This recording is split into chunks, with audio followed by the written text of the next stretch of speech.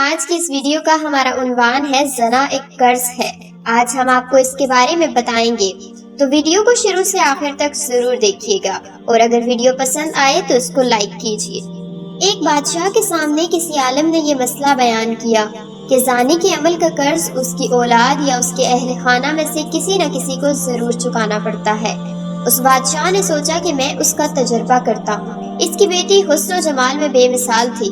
اس نے شہزادی کو بلا کر کہا کہ عام سادہ کپڑا پہن کر اکیلی بازار میں جاؤ، اپنے چہرے کو کھلا رکھو اور لوگ تمہارے ساتھ جو معاملہ کرے وہ ہو بہو آ کر مجھے بتاؤ۔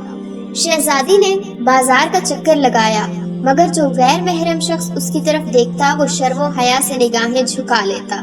کسی مرد نے اس شہزادی کے حسن و جمال کی طرف دھیان ہی نہیں دیا۔ سارے شہر کا چکر لگا کر جب شہزادی اپنے محل میں داخل ہونے لگی تو راہداری میں کسی ملازم نے محل کی خاتمہ سمجھ کر اس کو روکا، گلے لگایا اور بوسہ لیا اور بھاگ گیا۔ شہزادی نے بادشاہ کو سارا قصہ سنایا تو بادشاہ رو پڑا اور کہنے لگا کہ میں نے ساری زندگی غیر محرم سے اپنی نگاہوں کی حفاظت کی ہے، البتہ ایک مرتبہ میں غلطی کر بیٹھا اور ایک غیر محرم لڑکی کو گلے لگا کر اس کا بوسہ لیا تھا۔ میرے ساتھ بھی وہی کچھ ہوا جو میں نے اپنے ہاتھوں سے کیا تھا۔ سچ ہے کہ زنا ایک قصاص والا عمل ہے جس کا بدلہ ادا ہو کر رہتا ہے۔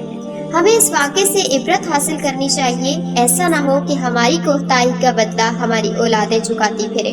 جو شخص چاہتا ہے کہ اس کے گھر کی عورتیں پاک دامن بن کر رہیں، اسے چاہیے کہ وہ غیر محرم عورتوں سے بے طمع ہو جائے۔ اس طرح جو عورتیں چاہتی ہیں کہ ہمارے خاوند نیکوکاری کی زندگی گزارے، بے حیائی والے کاموں کو چھوڑ دیں، انہیں چاہیے کہ وہ غیر محرم مردوں کی طرف نظر اٹھانا بھی چھوڑ دیں، تاکہ پاک دامنی کا بدلہ پاک دامنی کی صورت پر مل جائے۔ رہ گئی بات کہ اگر کسی نے پہلے یہ کبیرہ گناہ کیا ہے تو توبہ کا دروازہ کھلا ہے۔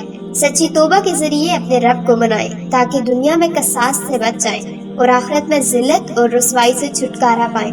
اللہ پاک ہمیں شرم اور حیا کی دولت سے مالا مال فرمائے، آمین۔ اس امید کے ساتھ آج کی ویڈیو آپ کو پسند آئی ہوگی۔ ہمیں دیجیے اجازت، اپنا رکھیے بہت سارا خیال اور دعاؤں میں رکھیے سب کو یاد۔ خدا حافظ۔